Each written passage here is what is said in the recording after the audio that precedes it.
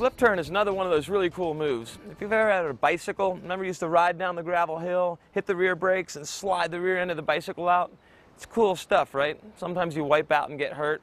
In a kayak, you don't have to worry about that. It's the same concept with a flip turn. Start at the top of the wave, come steaming down the wave, you'll slide the boat out, and you literally pick the boat over top of you and set it back down in a front surf. So that's what a flip turn is. The tricks to the flip turn are, number one, being able to get speed down the wave.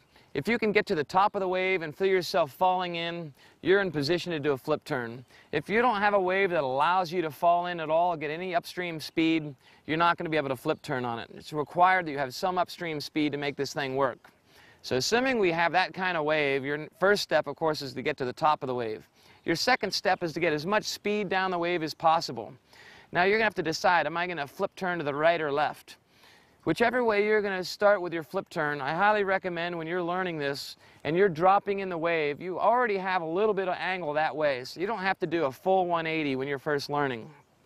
The moment you feel yourself falling in and you feel like you're going to have the most upstream speed and you're as high as possible on the wave, which is essentially when you first start falling in, that is the moment you're going to start sliding the stern out to the side.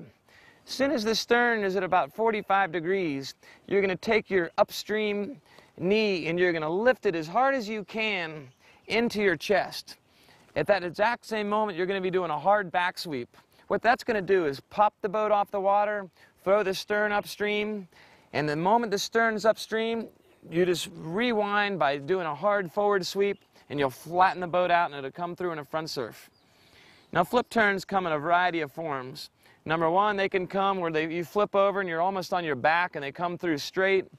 They can come over where you initiate the stern and it comes through on edge.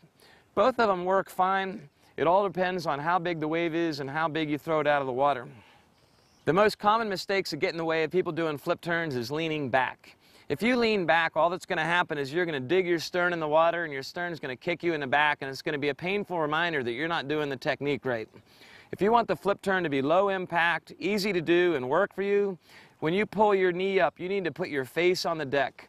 Putting your face on the deck, that actually pulls your bow up to your knee quick and over your head and makes the whole thing go. If you want to try to get more air on your flip turn, there's one tip that's going to help a lot.